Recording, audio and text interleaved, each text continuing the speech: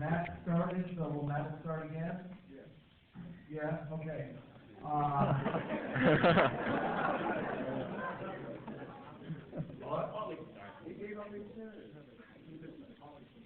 Hold on first.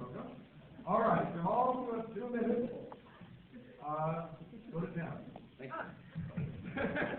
Ladies and gentlemen, as the evidence has shown you, the fact of the matter is that you do not necessarily have to agree with the way we waged war in Iraq, but at least agree that the surge is working. And by Barack Obama's own admission, he couldn't believe how much the surge actually worked. Take a look at General Petraeus on the ground, the former commander of Afghanistan, now in Iraq, who believes emphatically that we can get the job done. I don't necessarily agree with every aspect of going in, but we must lead the right way, and we should not change our horses in midstream. The evidence also shows, my second point of contention, that Iran is absolutely one of the most dangerous regimes in the world.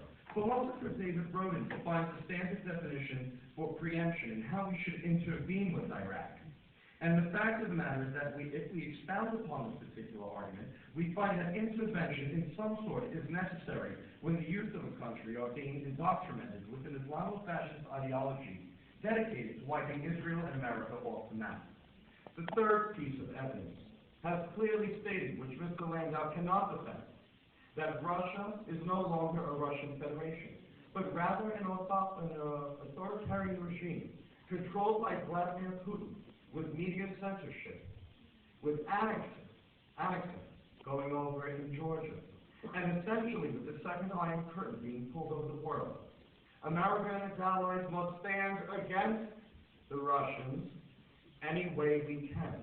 And my last point of contention, while I do not necessarily agree with cutting foreign aid altogether, we have a deficit which is in the trillions. We have a troop surge is working and must be paid for. We have healthcare initiatives, economic policy, a $700 billion bailout, which we just paid for. The last thing we need to do is give $25 million to a regime in Tanzania where the people do not see it, but rather those who are taught to fish can fish forever. Napoleon once said, men take only their needs into account, never their abilities. It is here that you are able to realize that America has the ability to be a global player, but we must do it the right way. We cannot talk to autocratic regimes and their leaders like President Ahmadinejad without preconditions. We cannot have a candidate who has not served a full term in the Senate. Thank you, Paul. Your time is up. Thank you.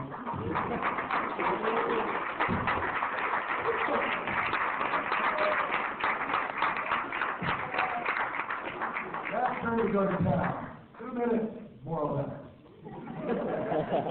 Well, Paul, you started your closing statement with, we don't have to believe that the way that we waged war in Iraq was the right way. However, your candidate, John McCain, supported that way. So don't try to say that John McCain is this type of maverick or reformer, like maybe Sarah Palin. I never said that, thank you. Who was maybe the mayor of a town, maybe less than Binghamton, and say that those are reformers, and that those people, that John McCain and Sarah Palin, who agreed with how the war was started, and who voted to authorize the war in Iraq when Barack Obama would not have, don't tell me that then that would be a change. We must withdraw our troops from Iraq responsibly and do so without injuring our men and women. We must add troops to Afghanistan so that we can stop the Taliban resurgence and Al-Qaeda when they are getting stronger. We must prevent Iran from getting a nuclear weapon so that we can protect the world and Israel specifically, and we must work with other countries. Now, Mr. Liggeri has tried to make this big, huge point about meeting without preconditions. What Barack Obama meant by saying that he would meet without preconditions is that he would be willing to sit at the table with the president of a foreign country, maybe one whose government that we would not agree with, like Ahmadinejad, He teaches his children and talk to them and talk to President Ahmadinejad about the issues on the table. You cannot have a world where two leaders, one of the United States of America and then another leader, refuse to speak to somebody just because they disagree. So, and to make one last point, you said that we have a deficit. Well, of course we have a deficit. We spent over $2 trillion on this war. What could that $2 trillion have gone to? Let's think about that. Maybe we wouldn't be in the same type of economic crisis we are in now. Maybe gasoline prices wouldn't be as much money. But instead, we have fought the wrong war at the wrong place at the wrong time, and it was a war that John McCain supported and one that Barack Obama did not support. And when you vote for president, you are voting for what type of decision they make.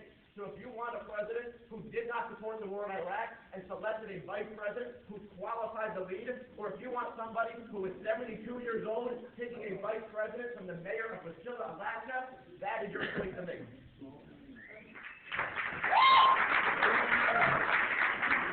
Thank you, Paul and Matt, and thank you to all the participants. Now we can everybody shake hands.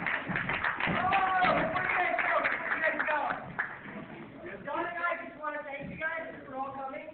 We hope that you learned a lot today, and you're closer to making your decision for president.